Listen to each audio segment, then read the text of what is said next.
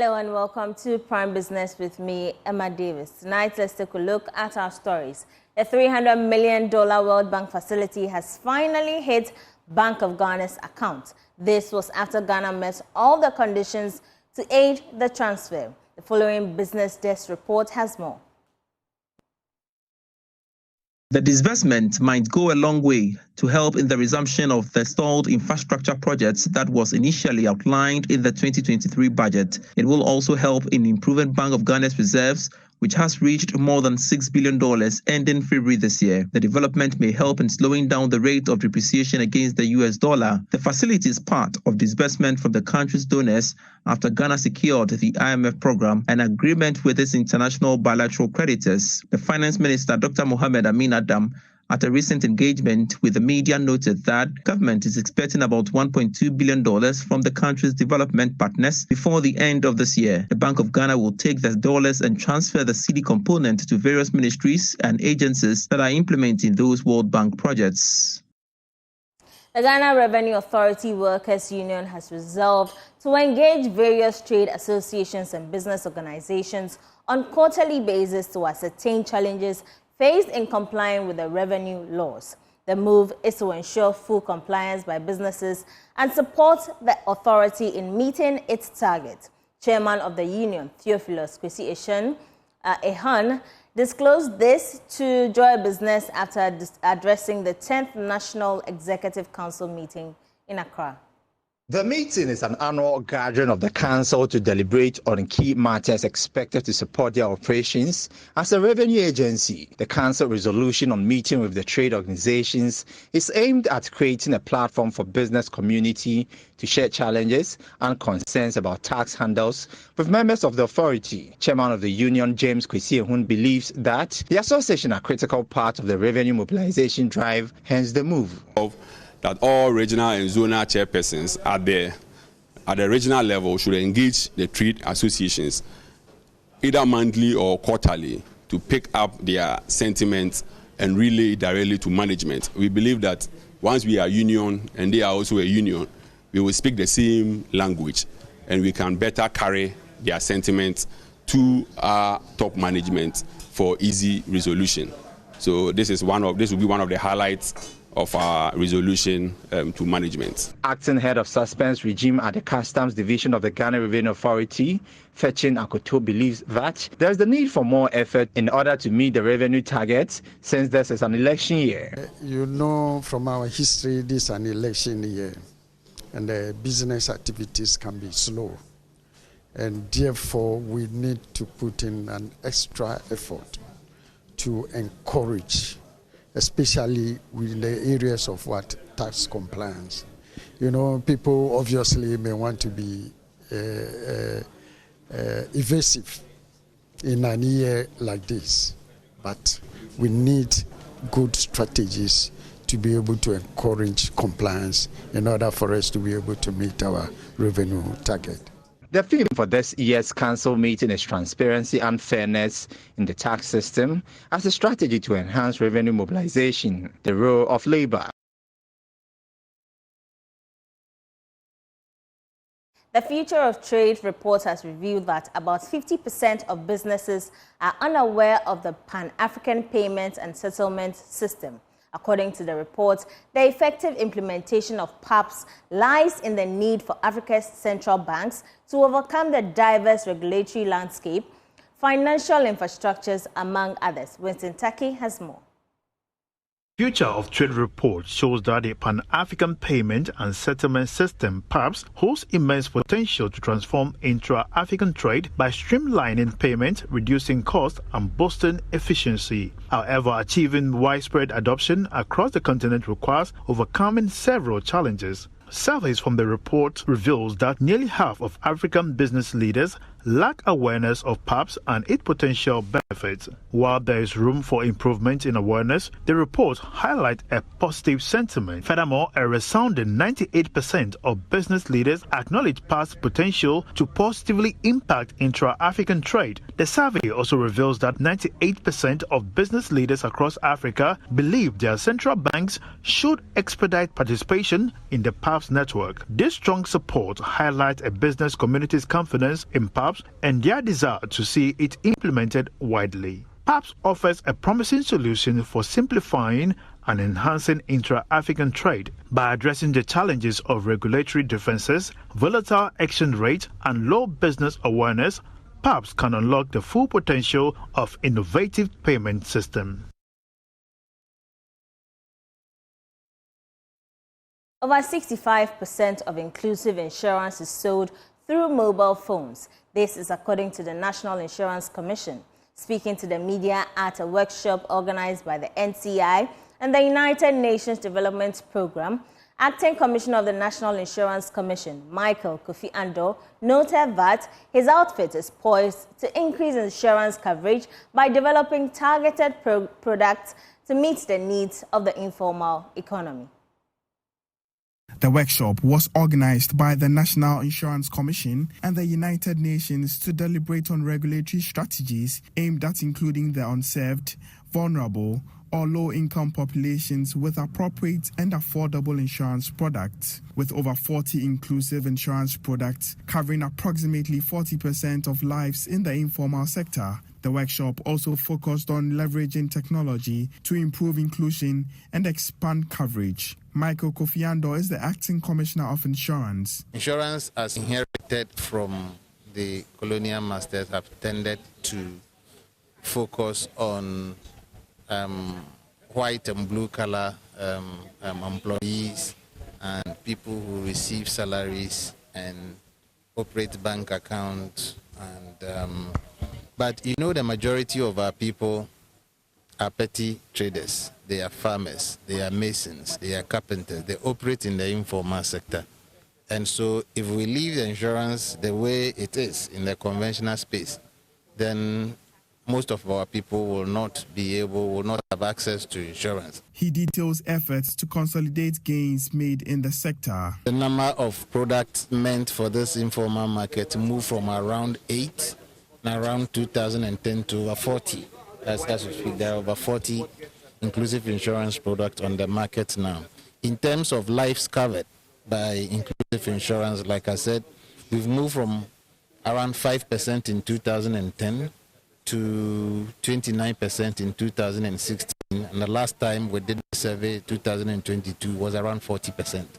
A lot has been achieved, and the purpose for today is to look at where the gaps are, where the challenges are, where do we want to be in another 5 or 10 years. Sukrob Kosh Mukhamedov, Deputy Resident Representative at the United Nations Development Programme, shares the importance of driving inclusive insurance. We supported the national authorities to organize this workshop because the insurance in general is very important for any country, and particularly for Ghana. And this is quite important, particularly taking into account more disasters and everything. So when, like for example, in case of farmers, if they're insured, then they would be able, in case of any disasters, droughts or floods, they would be able to sustain their businesses. Still with the Commission, the National Insurance Commission is set to penalize insurance companies that violate established regulations regarding industry-approved tariffs. According to the Acting Commissioner Michael Kofi Ando, this will go a long way to dispel the negative perception about insurance and boost the sector. He was speaking at the Joy Business NIC Insurance Dialogue.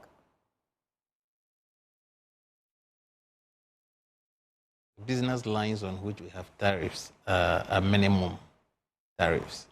Isn't it interesting why they are always struggling to charge below the tariffs and not above the tariff? It's a big struggle. We've been trying to deal with it. The lowest hanging thing is that if we find out, you don't catch every thief. Those that you catch, you deal with them. We're going to see that those that we catch, we deal with them. There are structural things that we are working on and hope that they will all contribute to help us to manage this. Insurance accounting reporting standards, okay? And it's going to separate the underwriting results from the investment. Insurance has two main sources of revenue, investment and insurance. And this separates them. On the face of the financial statement, you clearly can see the results of your underwriting and the result of your investment. And it has some profit recognition and measurement methodologies that if you do, I mean, it will show up how efficient you have been at underwriting. We are insurance companies, traditionally. We are not investment management companies. Away from insurance-related stories, the Office of Registrar of Companies has so far recorded positive responses from companies along the North Industry area in Accra regarding queries on renewal of registration, among others. On the third day of its inspection exercise, the team registered improved compliance from companies operating in the area. The exercise is part of the ORC's mandate to ensure proper registration, renewal of business registration, and certificates annually. Here is Assistant Chief Company Inspector Nana Yeboah. Our mandate, we go around to inspect companies registered with us. So today, around this time, visiting all registered companies to make sure that they are complying with what the New Companies Act is saying. It's not about anything, just to ensure that all companies comply with what they are supposed to do.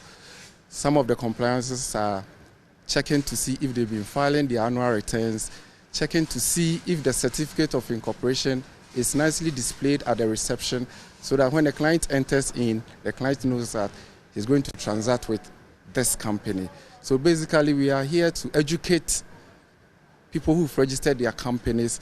We are here to encourage them, for those who've not registered, to register their businesses and then meet the clients that we've been working with one-on-one and know some of the problems they encounter with the company that they operate. That's all that we are here. So far, what are some of the outcomes? I can see you've visited about 3 or 4 companies. What are the outcomes? Yeah, there are very positive outcomes because on Monday, we started the exercise on Monday, and then we advised some companies on some of the basic things we need to see on their premises. And today when we got in, we saw that some of them have really displayed their certificates. Some of them gave us their books to go through and then know what they are really doing. So the outcome is, for the start, very, very positive. Have you encountered any company or companies that are yet to renew their registration or their permit in any way? Yes, like I said earlier on, once we see that, we educate you on what you are supposed to do, the yearly mandate that you are supposed to do. That's what we see some, and then most of them too have actually complied with what we ask them to do. Yeah. The Social Security and National Insurance Trust has intensified its efforts to attract the informal sector economy onto the pension scheme. The trust is therefore providing platforms for such individuals to enroll in the scheme. Deputy Managing Director Michael Addo disclosed this to Joy Business at the opening of a Made in Ghana exhibition organized by the trust in Accra. The move to introduce the informal pension scheme is born out of low living incomes of people in the sector after active work. According to the Social Security and National Insurance Trust, SNIT, it is important to support the work of such people in order to make more income to be able to pay something monthly towards their retirement. Deputy Managing Director of SNIT, Michael Addo, said the exhibition is to expose them to more markets. After the self-employed, one of the best things to do is to expose them and patronize their products. Because as you expose them and patronize their products, their business do well. And when their business do well, of course, their contribution to the scheme also does well. And then it's a win-win for both parties. So this is our maiden SNIT Ghana Month exhibition. It's looking very good. We look forward over the next 2 days to patronize our self-employed members here. And if it works out very well, we'll replicate it across the country, all in our effort to patronize and expose our self-employed members and clients. Mr. Addo therefore urged the public to take interest in the work of the trust and get on board any of the schemes to secure their future. All other self-employed members watching us, we say, please walk across to the nearest SNIT branch and register with us, or alternatively, better yet, a SNIT self-employed staff will be coming to your market or to your office to register you. We encourage you to join the self-employed scheme of SNIT and also benefit from the pensions that will accrue to you when you retire. The exhibition is solely for made-in-Ghana products and products for medium and small-scale enterprises. MTN Ghana says it will be deploying more artificial intelligence to enhance operational efficiency. According to the telecommunication giant, it will use more AI tools to detect and track threats that may arise as a result of fraudulent activities. Speaking to Joy Business at an MTN Business Roundtable Africa 2024 conference, Chief Information Officer at MTN Ghana, Bernard Akwe, says his outfit is keen on driving business value through data and AI. Here's more. The MTN Business CTIO Roundtable Africa 2024 conference brought together players in technology, telecommunications, and innovation for insightful discussions, networking opportunities, and strategic planning sessions. Hosted by MTN Business, the forum aims to provide a platform for CIOs and industry leaders to explore the latest trends, challenges, and opportunities shaping the tech landscape in Africa. Speaking to Joy Business, Chief Information Officer at MTN Ghana, Bernard Akwe, said they are exploring other AI tools to combat and help minimize crime in their field of work. We use the tools to understand better what potential fraudsters will do before they actually perpetuate some of these frauds. But it's much more wider than that. There's a lot more to the fraud exercise. So it's an ongoing exercise to enhance the AI model. Because, you have to train the model to understand the space within which you are working. I think our main focus on AI within MTN Ghana right now is on operational efficiency. So areas where we can use more automation to enhance our work so that we can focus us as people into more creative jobs. That's really where our focus is right now. But we're looking to extend it to do more to understand our customers better and serve them better. Senior Manager for MTN Business, Benedict Bentel, stressed the crucial role data and AI play in today's world and the need for businesses to be more intentional about leveraging data and AI to harness business growth and create value for their customers. At MTN Business, we tend to want to stay ahead of the curve. We know data and AI are currently where businesses and technology is moving towards. So most of our solutions are backed by artificial intelligence. And we want to be able to build solutions that businesses can work without any extensive training in coding or anything, pick these solutions and help it work for them. And AI is behind all these solutions that makes it easier for people who have no coding experience or any technical experience to be able to interact with these technologies and use it to their benefit. The roundtable provided participants a knowledge-sharing platform for technology leaders and academia across Africa to deliberate on key issues in technology and digital innovation.